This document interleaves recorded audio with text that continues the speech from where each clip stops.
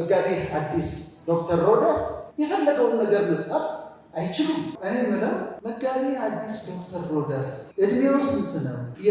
በዚህ እድሜ ይሄ ሁሉ እንዴት ነው የሚሰራው? ግን በእግዚአብሔር መመረጥ ደግሞ በጣም ያስፈራ ነገር ነው። ለምን እንደሚያስፈራ ልንገራችሁ። ፈቃዳችሁን ማድረግ አትችሉም። የወደዳችሁትን ማድረግ አትችሉም። በእግዚአብሔር ስትመረጡ እንደ መጋቢ ሐዲስ እሸቱ እኔ አፈወርቅ እጨምርበታለሁ። በእግዚአብሔር እንደመመረጥ የሚያስደስት ነገር የለም። እግዚአብሔር እንደመመረጥ ደግሞ በምድር ላይ የሚያስፈራ ነገር የለም። አዳራሽን ስጣቸው፣ ፕሮግራም ያልኩበት፣ እሺ።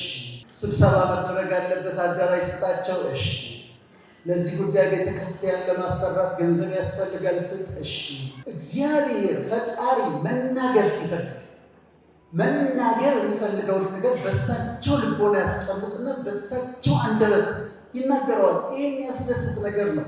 የእግዚአብሔር አንደበት መሆኑ እንደ መጋቢ ሐዲስ ዶክተር ሮዳስ አይነት ሰው ስትሆኑ በእግዚአብሔር ስትመረጡ የእግዚአብሔር መጽሐፍ የሚፈልገውን ነገር የምትጽፉ ፔን ኦፍ ጋድ የእግዚአብሔር ብዕር ትሆናላችሁ። መጽሐፍ እየፈለጋችሁ አትችሉም። የራሳችሁን እሱ ያለውን ትጽፋላችሁ፣ እሱ ያለውን ትናገራላችሁ፣ እሱ ስጥ ሲላችሁ ትሰጣላችሁ። መጋቢ ሐዲስ ዶክተር ሮዳስ ስለ ቀን አቆጣጠር ሲያስተምሩ ሰማል። መጋቢ ሐዲስ ዶክተር ሮዳስ ስለ ከዋክብቶች ሲያወሩ ሲያስተምሩ እሰማለሁ። መጋቢ ሐዲስ ዶክተር ሮዳስ 29 መጽሐፍ ጻፉ፣ ይሄ ደግሞ 30ኛው ነው ሲባል እሰማለሁ። ከዛ በተደጋጋሚ ደግሞ የተለያዩ ፕሮግራሞች ላይ እንድንናገር አብረን ስለምንጋበዝ አንድ ቀን ጥያቄ ጠየቁ። እኔ ምለው መጋቢ ሐዲስ ዶክተር ሮዳስ እድሜው ስንት ነው እየጠየቁ። እንደውም የዛ ጊዜ ይቅርታ አድርጉልኝና ዶክተር ሮዳስ ግን እድሜ ስንት ነው ማለት በዚህ እድሜ ይሄ ሁሉ እንዴት ነው የሚሰራው? ወጣት ናቸው። እኔ በእድሜ በጣም በልጣቸዋለሁ። እኛ ያልሰራነውን ነገር በዚህ በወጣትነት እድሜ ሰው እንዴት 30 መጽሐፍ መጻፍ ይችላል? ሰው እንዴት ስነ ቀን አቆጣጠር፣ ሌላ ብዙ እውቀቶች፣ በዓላት፣ ከዋክብት፣ ይህን እውቀት እንዴት ሊኖረው ይችላል? እና እኔ ዛሬ በይፋ የምጠይቀው መጋቢ ሐዲስ ዶክተር ሮዳስ እድሜያቸውን እንዲነግሩ ነው።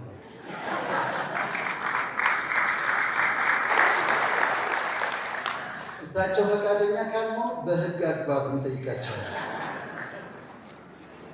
በጣም የሚያስደንቅ ነው። ከልቤ ነው። በጣም የምደንቅባቸው ወጣት ናቸው።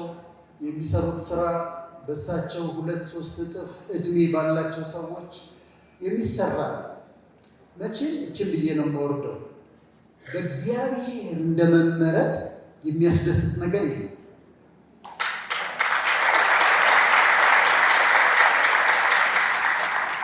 እግዚአብሔር እንደመመረጥ ደግሞ በምድር ላይ የሚያስፈራ ነገር የለም። መጋቢ ሐዲሳቸው ናቸው ገብቷቸው ለምን እንደሆነ ነግራቸዋለሁ። በእግዚአብሔር መመረጥ ይህ በአሕዛብ በነገስታት በእስራኤል ሁሉ ፊት ስሜን የሚሸከም ዕቃ ነው ተባለ ሐዋርያው ጳውሎስ። ዕቃዬ ነው፣ የኔ ነው፣ ቨስል ነው ተባለለት።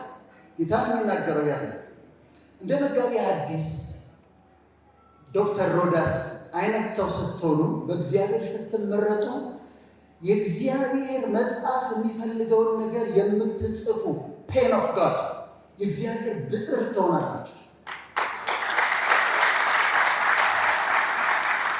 ስለዚህ እሱ ሊጽፍ ሲፈልግ ያነሳና ይጽፍባቸዋል። ይህ ሁሉ 30 መጽሐፍ መቼም በእሳቸው መጣ ልንል አልችልም፣ ጸጋ ነው እንጂ።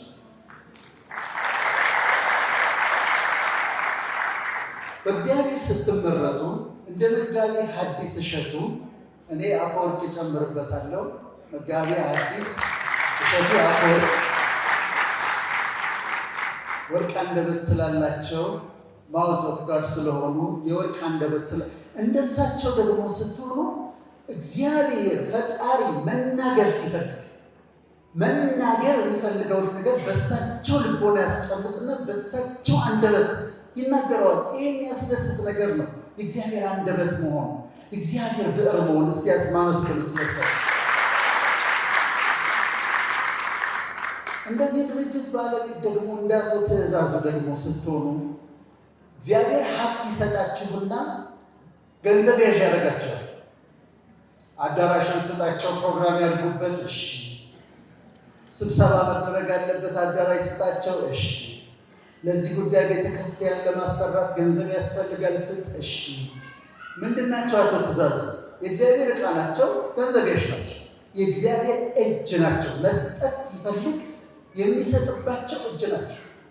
እነሱ ብቻ ነው፣ እሳቸውም አጨብጭበዋል።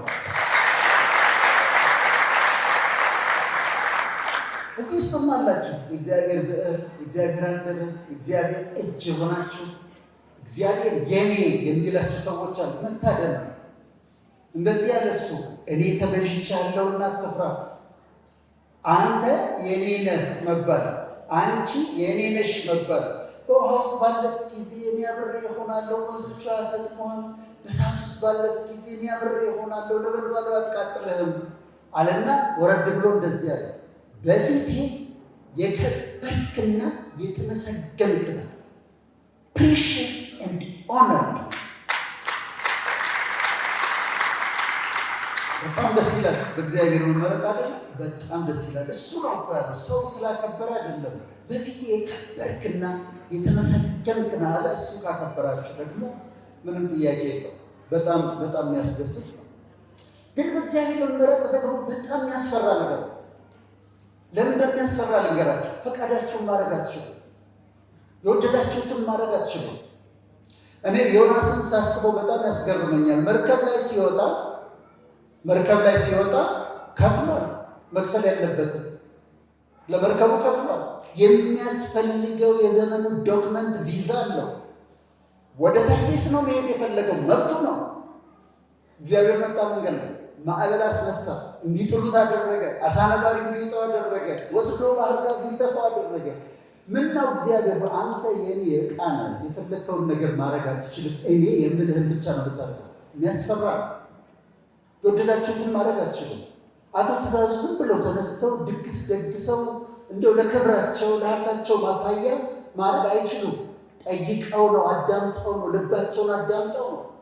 መጋቢ ሐዲስ እሸቱ መናገር የሚፈልጉትን እንደፈለጉ መናገራቸው ጠይቀው ነው፣ ውስጣቸውን አዳምጠው ነው።